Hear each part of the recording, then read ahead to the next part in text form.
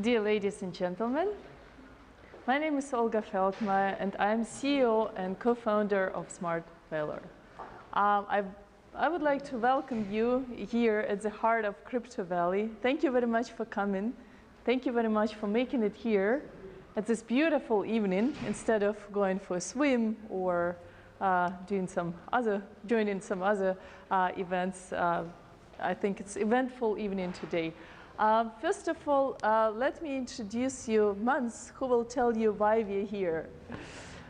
And Mans is basically head of Thomson Reuters Labs. Thank you.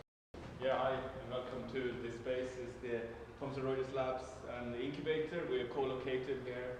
We've got about 1,000 square meters. We've been here for a few years. And Thomson Reuters Labs is a global organization with sort of teams of data scientists, user experience, and engineers working, solving problems for all our customers across finance and risk, legal, tax and accounting. We are looking at 2 to 3 year horizon and finding opportunities for our company. And what we do is really building a strong ecosystem of connections with startups and other organizations in the vicinity where we are. The space you're in here is the first Thomson Reuters hosted incubator where we have resident startups. And we select our startups with, we look at a number of criteria, including the proposition they have, the management team they have, and how well their product fits with what our customers are interested in. And right now we're very happy to have SMART VALOR here, one of our 4 resident startups. Present, right? And we have an application form open if anyone is interested or know somebody who might be interested. thomsonreuters.com/incubator. And you can also ask me anything, but after the event, right? But so I think it's my session now. Thank you, Mans. Thank you. So actually, guys, if somebody is from the startup space, like this is a great place to be, right? And the little secret is it's all for free. Could not imagine that in the US, right? So, okay, guys, I'm going to talk a little bit about what we're doing. I'm going to hand over then to Oliver and Julian, who will be showing a little demo of the platform. This is approximately 20 minutes, and then we will switch to question and answer session. So let's start going. So SMART VALOR, who we are? We're basically a Swiss-based company founded last year, April 2018. Today we are around 18 people working on this. As you can imagine, not everybody is in Switzerland, otherwise it would be a very expensive enterprise already now. Well, so how do we describe ourselves? We're basically a decentralized marketplace for tokenized alternative investments. And if that sounds complicated, think about it as an Amazon, a platform for tokenized investments, right? So basically, online investment platform with a specialization on crypto and tokens. Our mission is to bring alternative digital assets to people in a simple and secure way. We're just about to release a white paper. White paper is ready and it's going to be available next week. A lot of work with this one.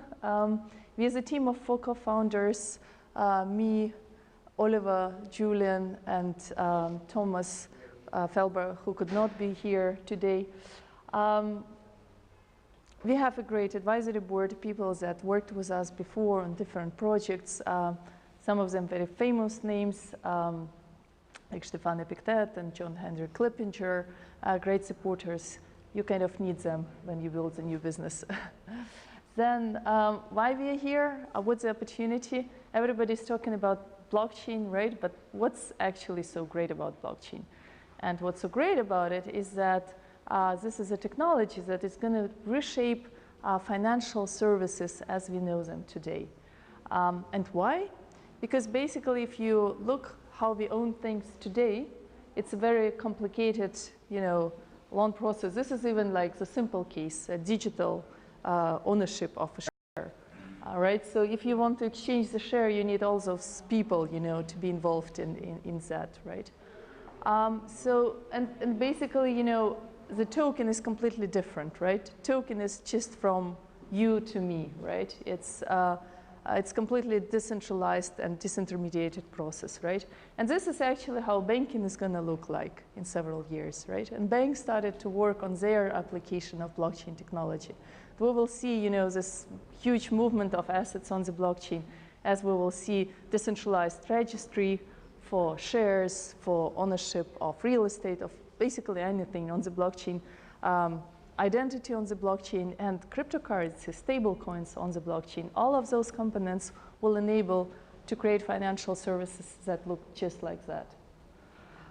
And of course, that's a huge business opportunity, because if you look at how big is crypto today, it's actually a joke in comparison to traditional financial assets, right?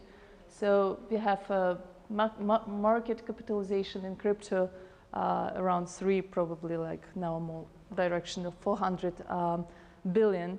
And in comparison to the Wall Street, that's nothing, right? Because in Wall Street, we're not talking about billion, we're talking about trillion.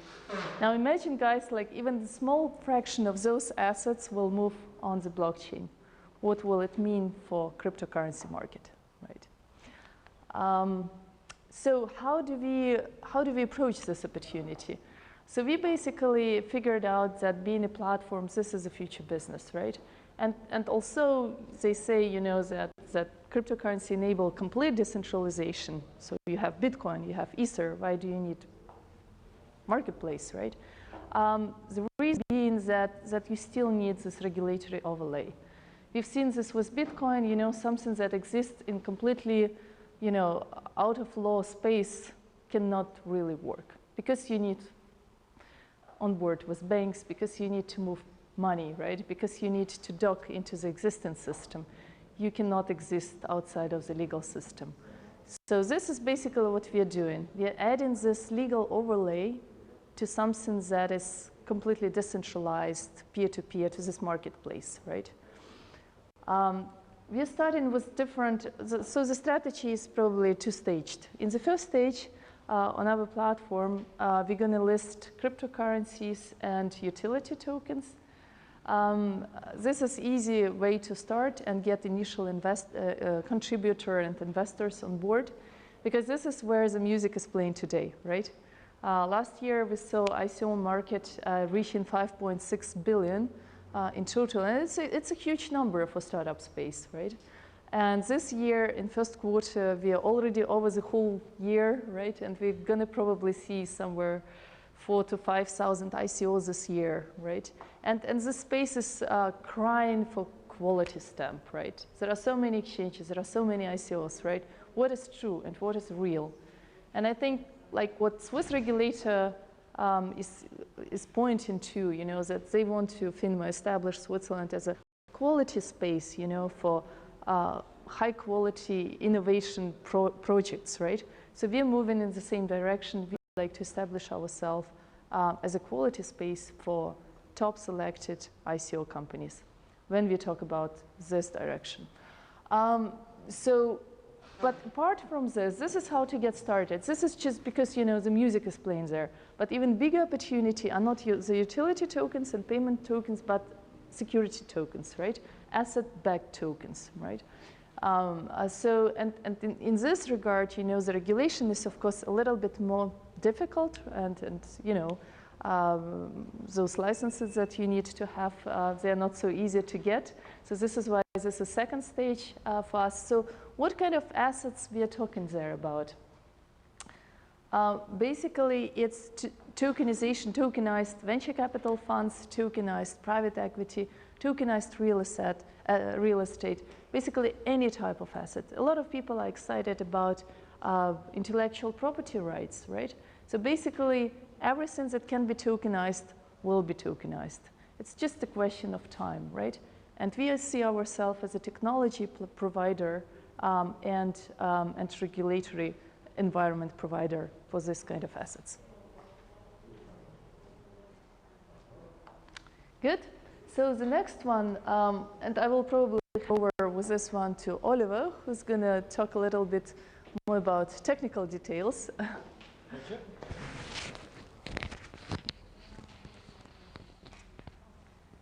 Just get wired a bit.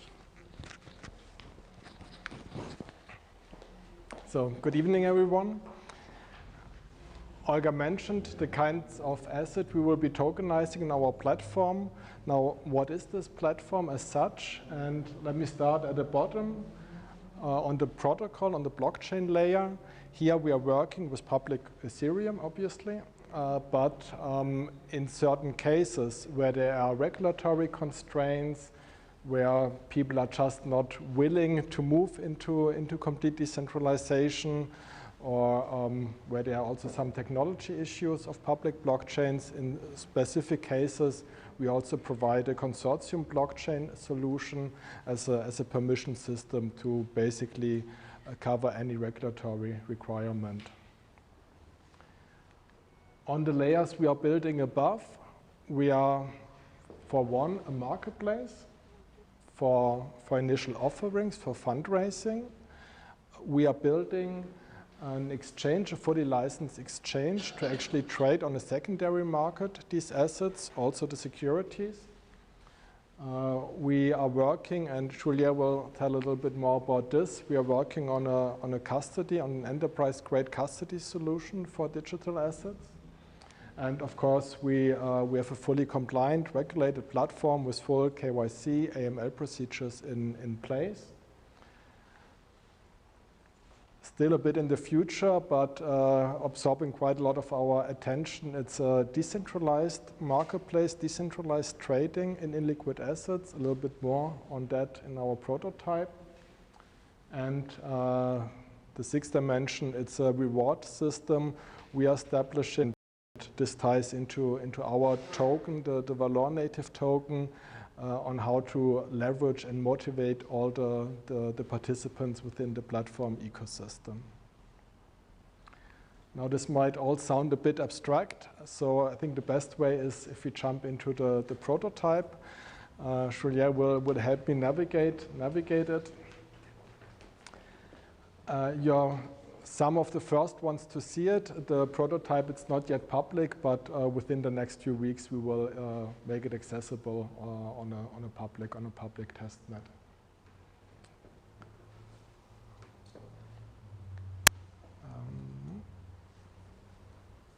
We're still in the presentation. So what you will now see, it's the prototype built on top of our permission blockchain, where you see all the transactions going on in real time on chain, and we are currently working on the integration with blockchain. Should I quickly?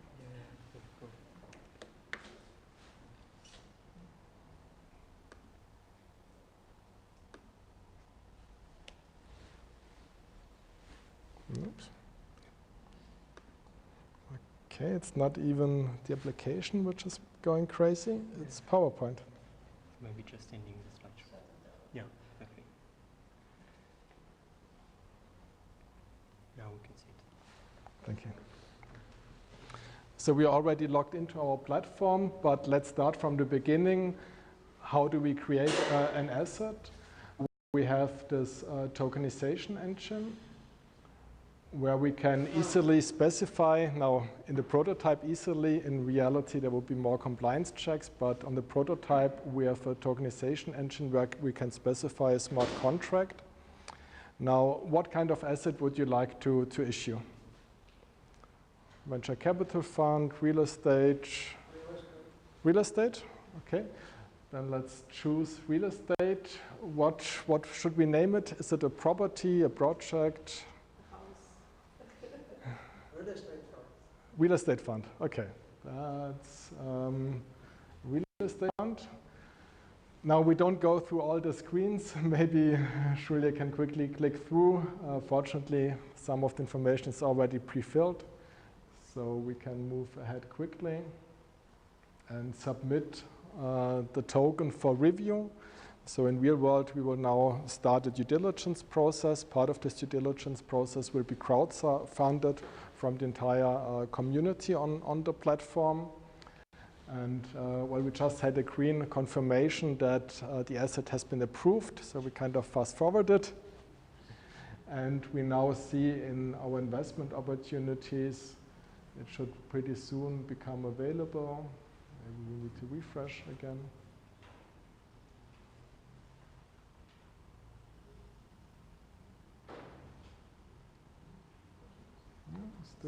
Still having to wait. While we are waiting for the asset, it's on the second page. Okay, already too many on there. So now we have your real estate fund. It's set up as a current fundraising. We are looking at raising 50 million. So let's see if we can succeed by tomorrow or so. Now for the demo, I suggest that we quickly look at one of the listed assets, so assets which are already trading on the secondary market. So we can choose, for example, to invest in a prime collection, an art collection. And we do our due diligence, we screen the investment opportunity as such, and once we feel comfortable with making the investment, let's buy some token.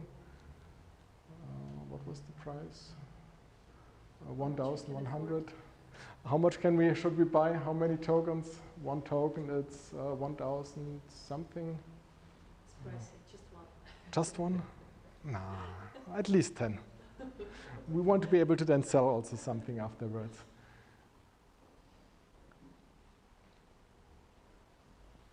Okay. Yes, let's continue. Of course, we are integrating the normal payment gateways, be it crypto or fiat. So if you don't want to hold funds within the platform, you can also use your private wallet and just send in the Ether or Bitcoin needed to make the purchase happen. Okay. Now if you look at, I think this accounts, we do have some assets. So we see this prime collection fund. We had 100, we bought another 10 of them. And just like you would expect on any exchange, you can now trade it, you can now sell it. That's the normal experience you have on any type of exchange. But in some cases, this might not be the most appropriate way of actually trading in these assets. Consider this real estate fund, the real estate fund we just created, this art fund, a stake in a venture capital company, a small cap stock. Those are basically illiquid assets. And these illiquid assets, they don't, I'm getting some hand signs. These illiquid assets, it could be that the last trade happened 1 month ago, 2 months ago. So you don't have any current price in the market, in the order book, no bids, no ask, or only very thinly traded market. So in these cases, it makes actually sense not going to a centralized exchange, but rather conducting, and this is what we devised, an auction, a decentralized smart contract-based auction. What this means, we would specify the amount of tokens we are interested in selling. So let's say we sell the 10 tokens we just bought. We specify a minimum price we require for bids to get accepted. So 1,000 Swiss franc and the duration of the auction. And then once we initiate it, we again can choose to take the balance of our account or send it from our private wallets. We would initiate the transaction. We need a refresh, okay. And now we see there is currently one auction going on, selling this art fund. Now this gets broadcasted to the entire network, so other people would see in the investment tab that there is currently an auction going on. We have some diamond auction, and we have the 10 tokens we just offered in an auction, and other people could then choose to bid. Let's maybe place two different bids above the minimum. So this is all smart contract based, meaning that when bids are being placed, people send tokens to a smart contract who then at the end of the auction, will actually do the calculation and then distribute the tokens to the winner of the auction. So now if we go back to our portfolio, we see we now have 2 participants in this auction. We can see the details, and those are the bids that have just been placed. Now we would have to wait 24 hours, but we don't want to keep you here that long. So just at the end of the presentation of the demo, another thing we are working on, I don't go into detail, but it's a collaboration platform. Asset issuers, service providers, and also users of the platform can actually interact together. And for example, where corporate events can be polled in surveys, where tasks can be offered for the community to participate in, such as translating a pitch deck or doing some due diligence work and so on. With this, I think we conclude the demo. It will soon be made available on public. Thank you.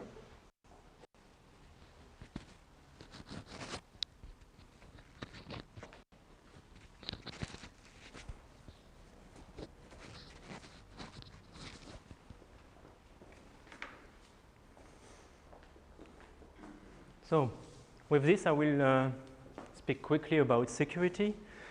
Let's say, not entering into the details and giving you the nutshell of our approach within SMART VALOR.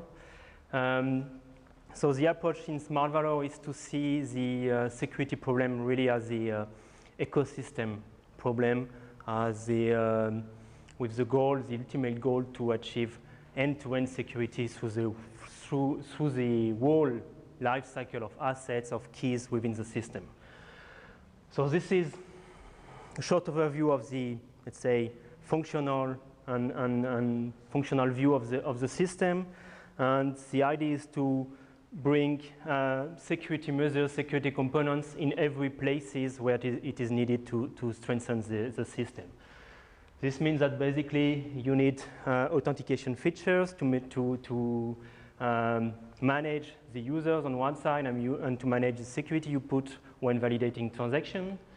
This means also, this is a very important topic, that you need on the back end something which will be completely blind from the user, but you need to build secure facility, secure custody to secure the transaction, to secure the keys managed by the system, to secure the keys of some of the users. And for each of these let's say components, our approach is not to build by ourselves everything, but to partner with some key leaders on the different security functionalities that are needed.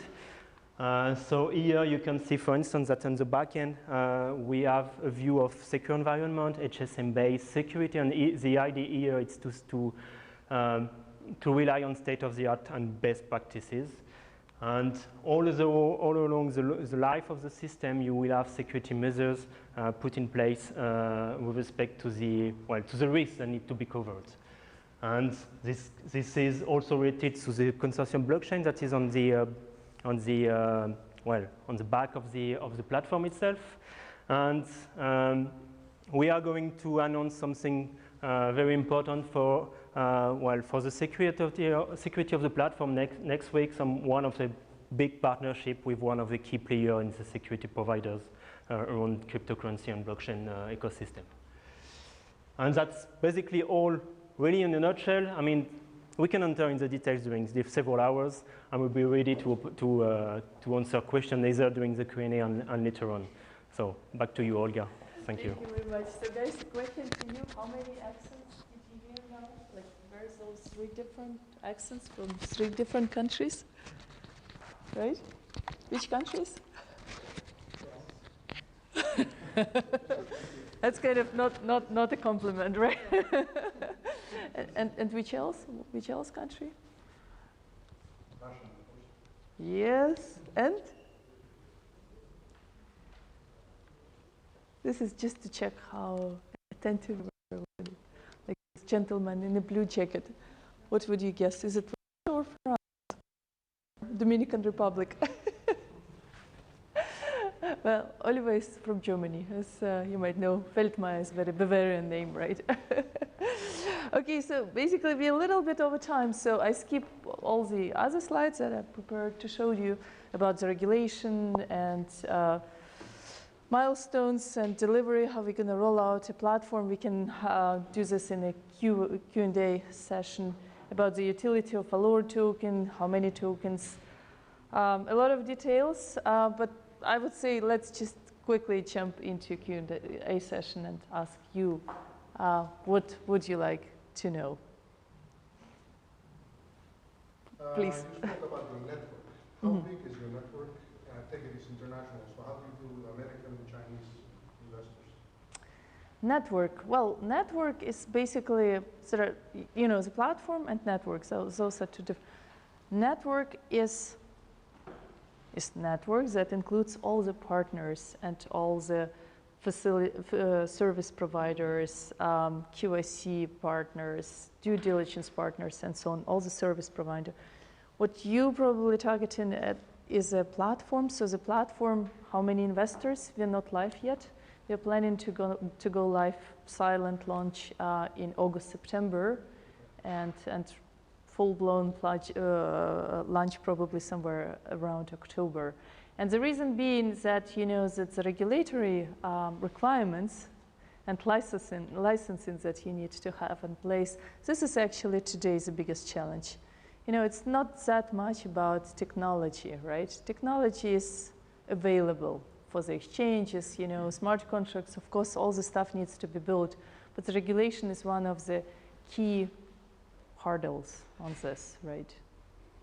So, but I think we have a good chance to grow fast and to become one of the largest platform, because our focus is very special, you know, this alternative investments, security, asset-backed tokens, right? Something like that, this just doesn't exist today. So that's quite new. Please. How is it possible to invest into your ICO through crypto or through fiat or? Anything. So basically now in pre-sale, now is the early stage, early pre-sale. So we had the first round, like really, really early pre-sale last year, small one, just 2 million VALOR tokens. And this one is a little bit bigger. This is 5 million VALOR token. And basically during the pre-sale, we can take fiat, you know, into the bank account, Ether and Bitcoin. Later during the public TGE, token generation event or ICO, this is more difficult to do. So later it will be major channels through Ether, right? But today it's cozy. So those are details, by the way. So 5 million VALOR tokens, still early private pre-sale round, 50% bonus. You pay for 100, get 150, great deal. And additional 5% if there is a big amount, and additional 5% if you don't want to sell them quickly, dump and, you know, trade, but we'll be holding for 6 months longer. Before I get into more details, maybe you'd better ask a question. Yes, welcome. Can you explain a bit more what I can do with the tokens? What are the token economics? That's a very good question. So let's maybe go a little bit to my favorite slide. Just a second, there are a lot of backup slides. So basically, what is actually great about token is not that you can raise money. You can raise money through VC the same way, right? But especially for platform business, inserting token into your business model can help you to break through network effect. And network effect is the biggest problem when you build a platform business, because it's two-sided market. You need a lot of users, you need asset issuers, you kind of need both, and to grow very fast, you know, to create this network effect where people benefit from it, right? So through inserting a token, you can create, if you do it in a smart way, like SMART VALOR, you can create a circular token economy, where all of those parties exchange token between them in the way that incentivize the right behavior, that incentivize maximum value contribution. What does it mean? For example, let's look at at investor that invests on the SMART VALOR platform.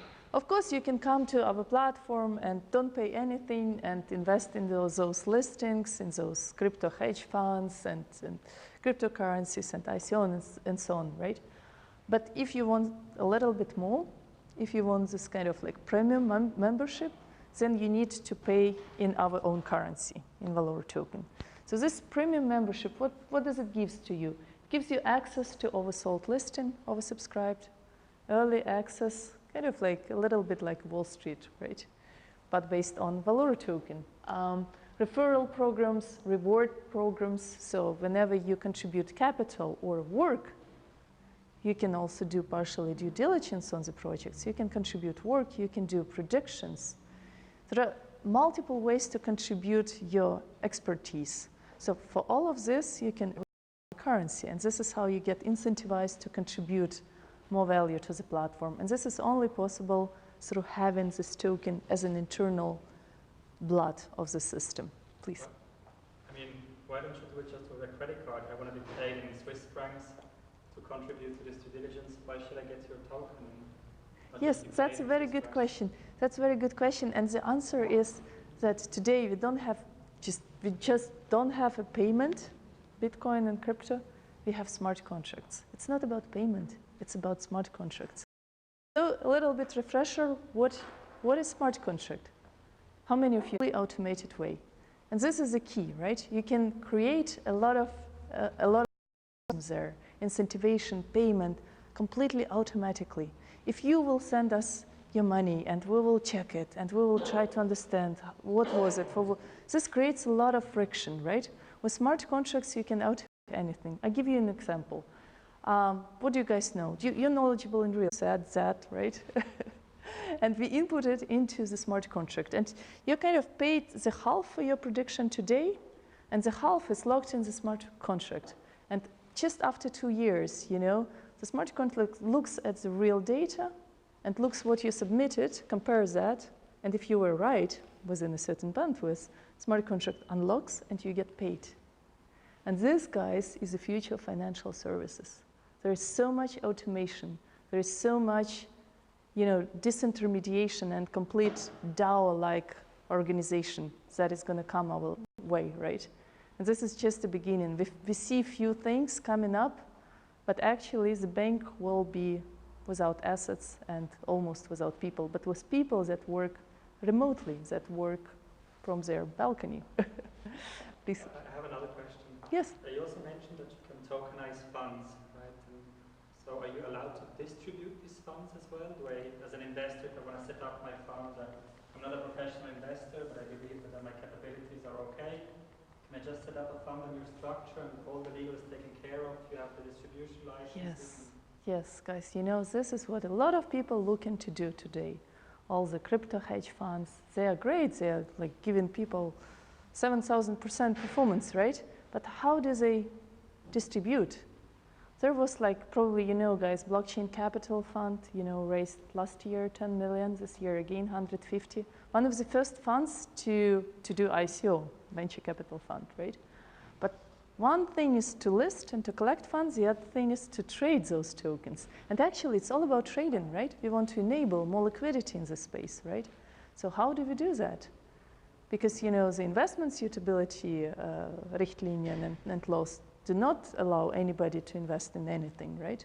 So we have something like accredited investors, right? So who is gonna take care of this? Well, on our platform, we onboard clients and we look who you are and what we can sell you and what we cannot, right? So this is actually one of the problems today that is not yet solved, that we're gonna solve. And how? Because we're going to apply, so there are 3 stages basically. The first one is financial intermediary license. This one is currently being in process. We submitted application and we expect to be IML licensed here within several weeks. The second one, this is a little bit more tricky one. This is organized trading facility that is connected to security dealer, Effektenhändler, Lizenz, in German. Of course, that's not easy thing to do, especially that there are no tokenized platforms as yet, so we're going to be the first one. And this is basically what you need if you have an exchange business, like Börse, guys like this, right? And then we allowed to distribute tokenized securities with this one, right? So this one is planned for the end of the year. We already started to prepare this one, right? And finally, the final step is for us the small banking license in Liechtenstein. And I get very mixed response to this one. People say, like, why do you need the Spain, being a banking institution, right? And the reason being that if you're in crypto business, if you're in this space, right, mostly banks will be very difficult partner to negotiate, right? They can shut down your account anytime. I learned this hard way. I was working before for Bitcoin custodian, for one of the largest Bitcoin custodians worldwide. And I was responsible for banking partners.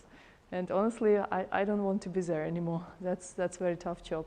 But today, you know, no need to do it, because in Liechtenstein, they have the small banking license, which enables you with just 1 million minimal capital requirements already run a bank and get your IBAN and all your stuff and be independent, right? Very important for us, because major flows on our platform will come through crypto, will come in Bitcoin, will come from anywhere in the world, right?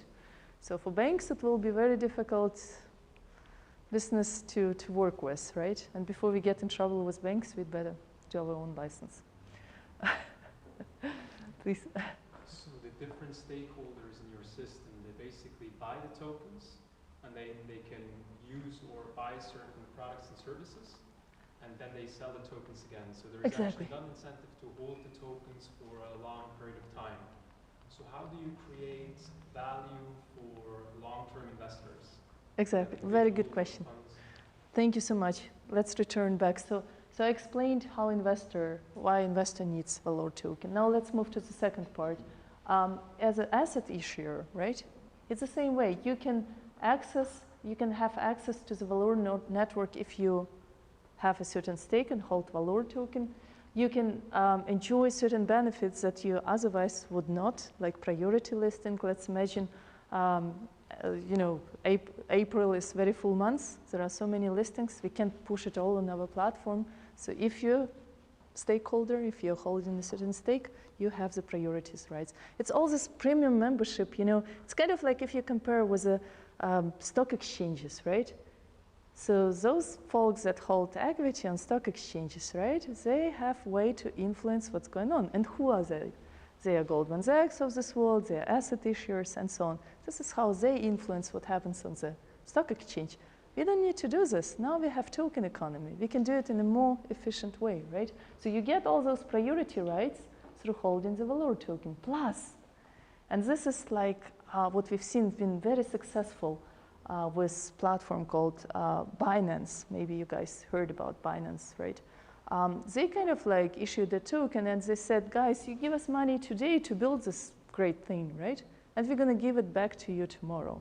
So if you pay on Binance platform with their token, they give you 50% discount. So we're going to do the same. That's a quite significant discount will be given if you, for example, asset issuer, or any of you guys, you know you want to run an ICO in the future, and you will need to list it somewhere, right? If you buy our token today, you can pay us later. You get a bonus 50% plus. You can pay us with a significant discount, right? So this is how, through that incentive, right? This is how we create demand for VALOR token. So to be this prime investor or to be this prime asset issuer, you need to hold VALOR token. So as the platform scales, we create more and more demand for the token, right? But the supply is just limited, right? Supply is just like that, right?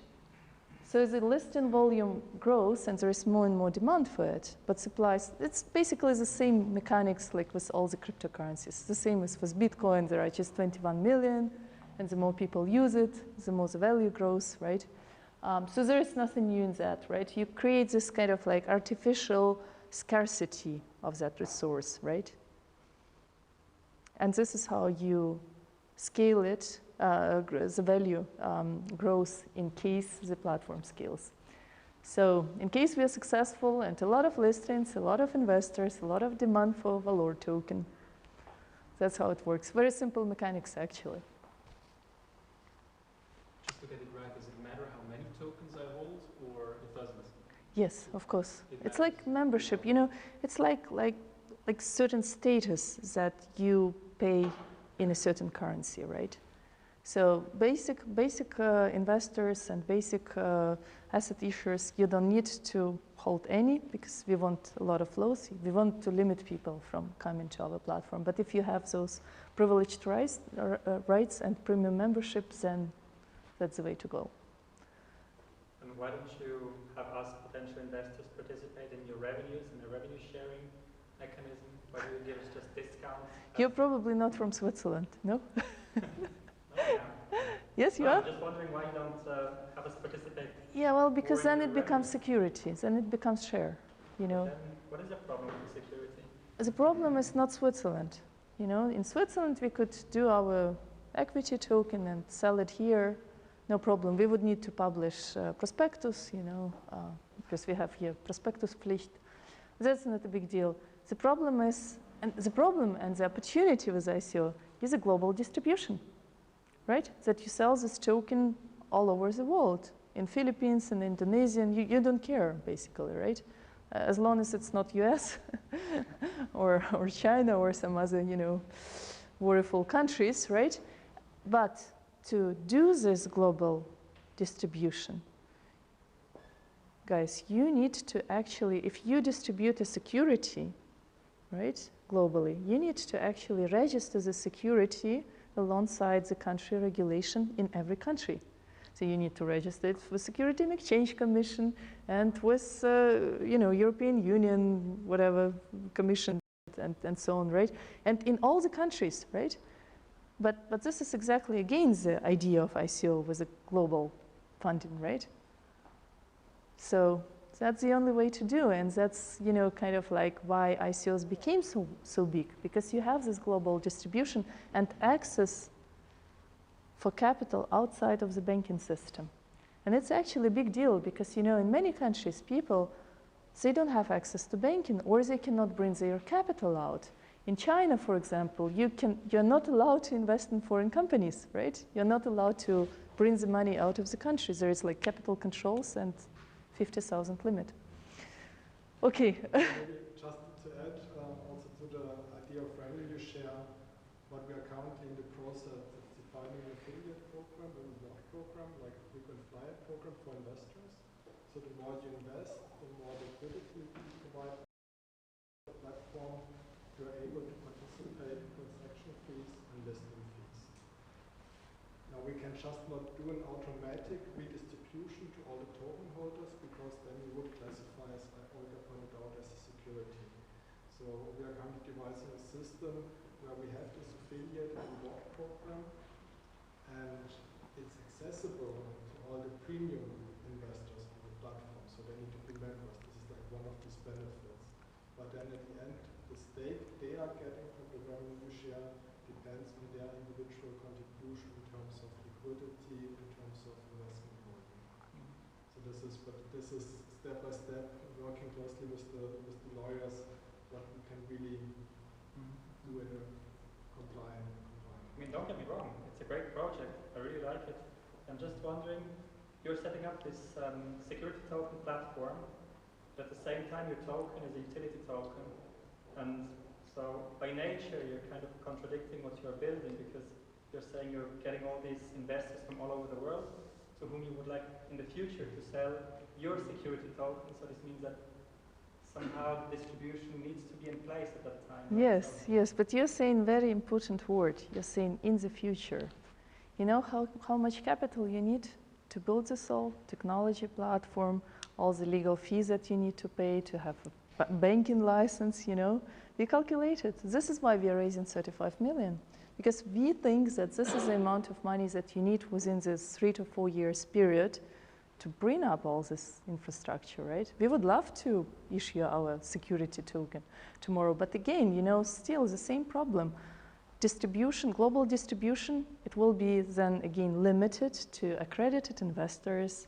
We will need to do KYC and AML, you know. It will be very much different process, you know. But which is, you know, would be problem for us today. Would be problem for us today. But It's completely different setup if you're a crypto hedge fund or if you're a venture capital fund and you come to our platform to tokenize the portion of your fund, right? Then it's not that much your problem because you're already enabling kind of like this retail solution where, you know, there are not like huge stakes, limited partners, you know, minimum 5 million, but you can also buy for 1,000, right? And the problem still remains on the suitability, investment suitability stuff, right? And today is nobody taking care of this, right? So we need to build up first this facility, right? So we can't, you know, first build up and then later do the fundraising. It's the opposite way, right? First we need the funds to do that. Kind of answers your question? Yeah, sure, but you could also raise funds from venture capital, private equity. Well, have fun, you know, 1.5 years and you do this and then it's... At one point it's also not so much about the fundraising, but the way the token is structured, it's really about breaking through the network effects and really driving the growth and the adoption. And it's different if you come with 35 million of investors already contributing to the platform, rather than having 35 million of just venture capital funding. And then you have to start with onboarding time number 1 and 2 and 3. So at the time of the launch of the platform, there's already a user base of thousands and thousands of people within the platform ecosystem. Yes, but very good question. Thank you. and yeah, please. Tokenizing assets is considered to be a big business, and no wonder you and several other platforms are working on this. So what makes your platform special against all the others that are working on this? I think on technology side, I think we have a great concept how to make those certain type of assets more liquid. We are working on the smart contract-based auctions, you know, which is not just the one Dutch reverse auctions that Oliver showed, right? But it's a whole variety of different auctions for different type of settings, right? Well, issuance of the token as such, we're going to write your smart contract. We're going to take responsibility that the smart contract is written in a proper way. We're going to take care of custody of your assets, right? This is all very challenging stuff, right, for anybody. And there is no one company or startup which will be able to make it with their own resources. You need to find a good partners and do it in collaboration. But the other advantage is that we're in Switzerland. And guys, you know, this is a great benefit, you know. Very few people understand that. But what happened, you know, like look, this Bitcoin custodian, Xapo, that was a Silicon Valley-based company. It was a US company. We came here to solve our regulatory problems. We applied here for the license, and I was the one responsible for that we did it, that we succeeded to get it. And now Chinese, you know, mining companies, exchanges, Bitfinex, they are all looking now to come here and to get licensed here, to have this quality stamp of the regulator, to have compliant structures, right? And while they are all coming to us, and you can't believe me how many conversations we've had with Chinese investors and with all of that they said, we want to establish our platform, our exchange in Switzerland, can you help us? So we can help or we can build ourselves, right? So we're building, right? And there is no better time and place to do it than now and here. That's why we're looking for support.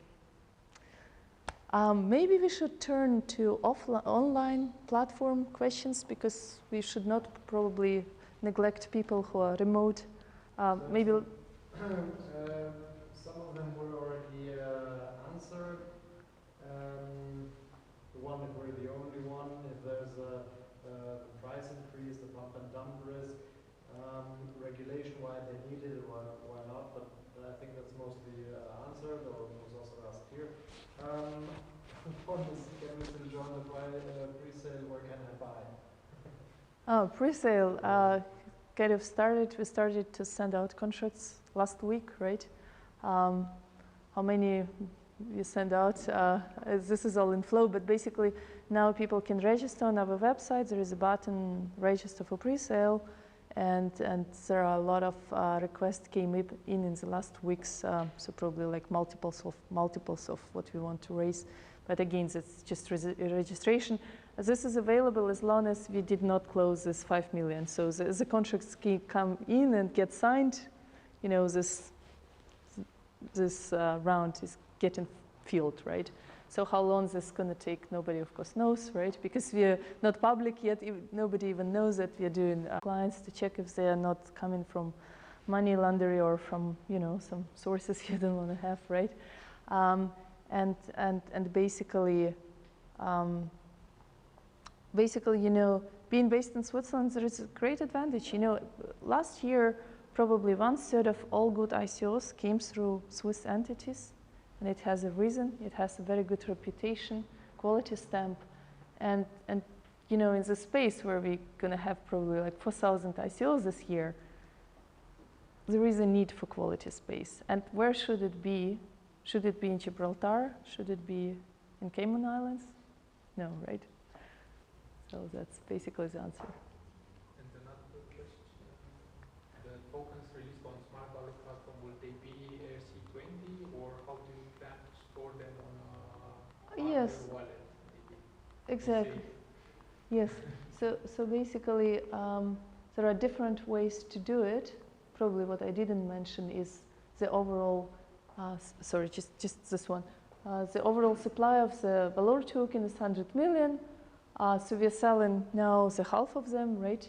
We keep not much if you compare with other projects. We keep 90% for founders and for the team, for future employees, for the incentivization purposes, right? And we retain 26 for the future allocation, which is locked up for 3 years, right? We can't touch this anyway. So basically, this 45%, they are divided in several rounds, right? So now is a private pre-sale, and later during the year we will move into the public offering. And ERC20. Yeah, exactly. And the other tokens will also be ERC tokens? You know, actually, we started this question for a long time, and we came to the conclusion today would be too early to bind yourself to just one platform, right? Because, you know, the discussion with scaling of Ethereum is still not solved, right? Will they move to proof of stakes? When will it be? How they will do it, right? And there are a lot of promising other protocols coming up, right?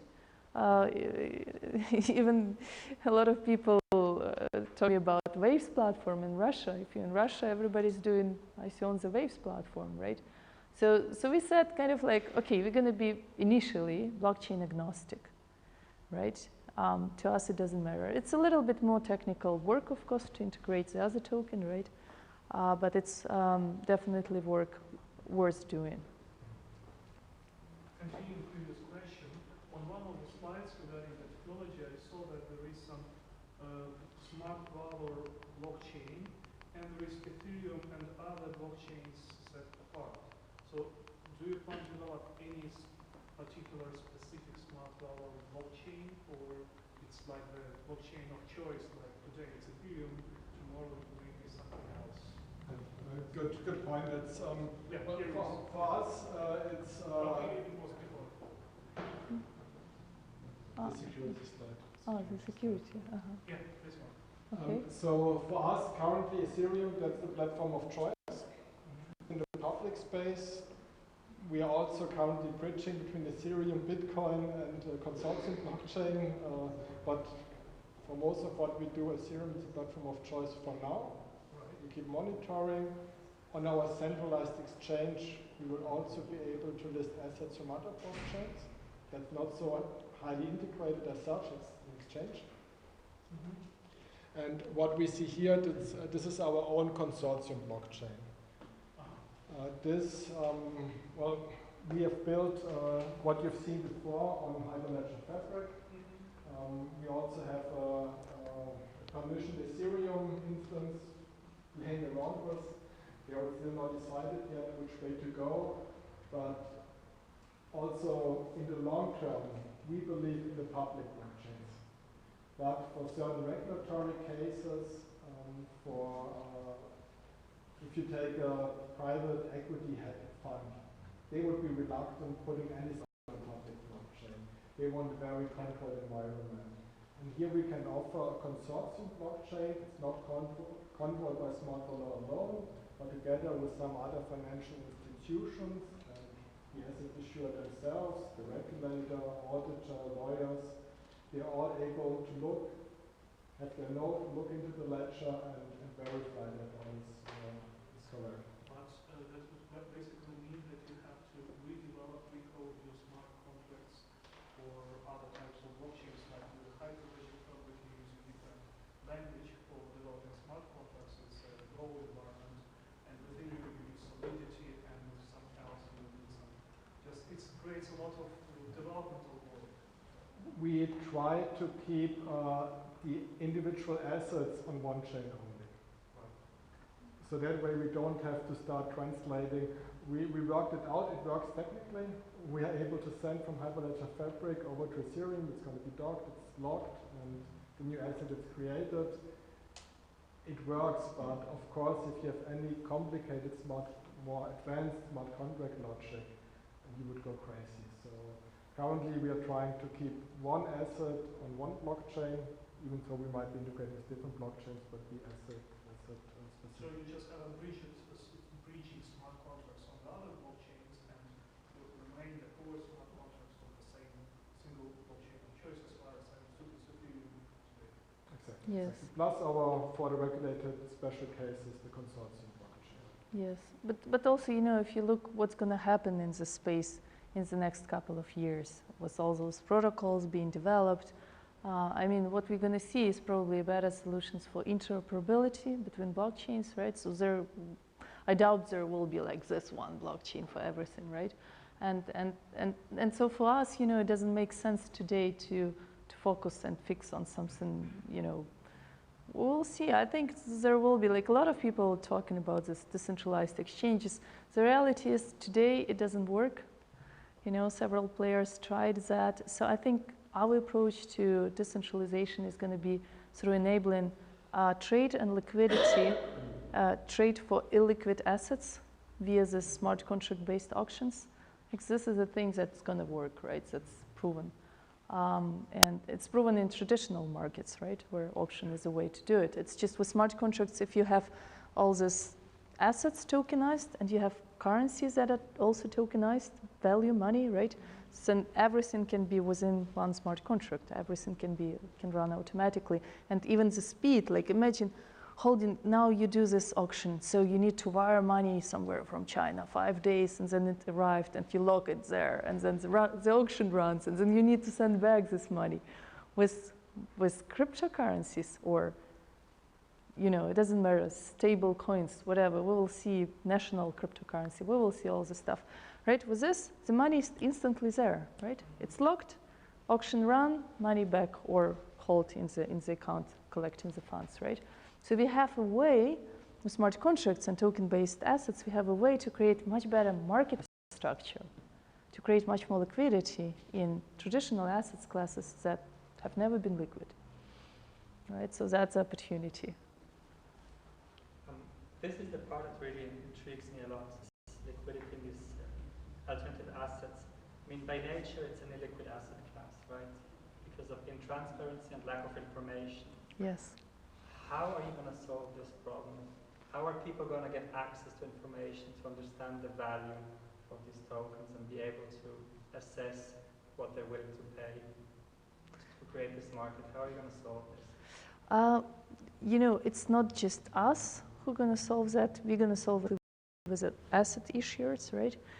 You see that, since ICO came up and became so big, a lot of venture capital funds, they kind of really got scared and said well, but what's my business model? If they all pass by asking me to invest, what's my role in the game, right?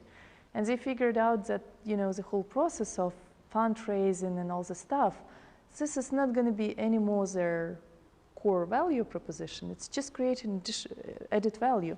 So this payment and funding, raising money and so on, this can be done in the same ICO way, right? But then the question is for them, okay, so if this part of their portfolio or their funds is going to become, more open to publicity, more and needs to become more liquid, then probably they need also to adjust their approach, right? So how often is a fund publishing net asset value? A good fund, probably every quarter. An average fund, much less than that. So they will come to the question, okay, so now I have to deal with this community. They need more information, right? And as a fund themselves will be also investing in tokenized, in ICOs, right? So the ICOs needs to be more transparent. So the portfolio of the venture capitals becomes more transparent, right? With all these updates and keep in touch with community. Like, of course, this is nothing to compare with New York Stock Exchange and with requirements of Security and Exchange Commission to public quarterly reports. But we're on the way there, right? So through the change in the behavior of portfolio companies, this will also trigger how much transparency there is in a VC fund, right? Because this is all, it's all connected, right? You cannot separate them. But I mean, a private equity fund doesn't want to handle all this crowd. They want to have their 10 LPs that give them 50 billion and that's it. Why should they now change their business model that is so lucrative that they you know, kind of work yeah, in a secret environment? Some funds are like this, I agree, right? But generally, one of the biggest trends in alternative asset industry today is the search for solution, they call it retailization. How to make this asset class more accessible to retail clients, right? And now we have the technology to make it more accessible. And take any report, prick in, talk to people in the industry, right? For a lot of funds, the way forward is to discover how they can access and distribute to a new segment of clients, right? Because they still need growth, right? And they can't grow only through traditional segments that they were always serving, multifamily offices and large banks and ultra, right? They need growth to come also from new segments, right? And this is the tokenization is going to enable this retailization solution.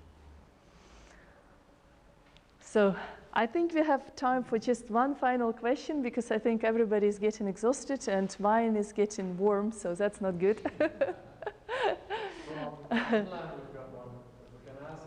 Amira is asking, as you grow from 15 to 100 employees over the next 3 years, do you expect the benefits of being in the crypto valley to outweigh the costs of being in one of the high-cost cities of the world? That's a good question. So as much as I personally love Crypto Valley in Switzerland, I'm a big fan of this country. You know, being from Soviet Union and living through this oppressive regime, like this democracy and this freedom, and that you can move things, you can find something, you can explain people this is a good thing, and you can change legislation. I mean, guys, in which country this is possible? I'm a big fan of Switzerland. So as much as I love this country, you know, there will be no way for us to have all the 100 people here. Right? So today our software development is in Poland, and we have people in Buenos Aires and on some other islands. They're far away, and of course, those are not Swiss rates. And I'm afraid that's going to be the same in the future. You know that a lot of development and support functions will be outsourced, but the compliance and the regulatory and management part will, of course, stay in Switzerland. And I think this will be the model for a lot of competitors. So I don't think that that's going to be resulting in competitive disadvantage. So with that, I would like to wrap up. We promise that it's going to be just 1 hour, so I don't want to drain on your resources. Let's continue the conversation over there with the food and wine. Okay, thank you so much.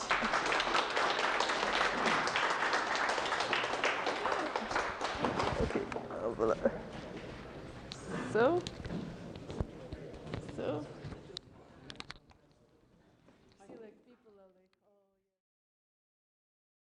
How are you, Olga? I'm good. I'm good. Hi to you from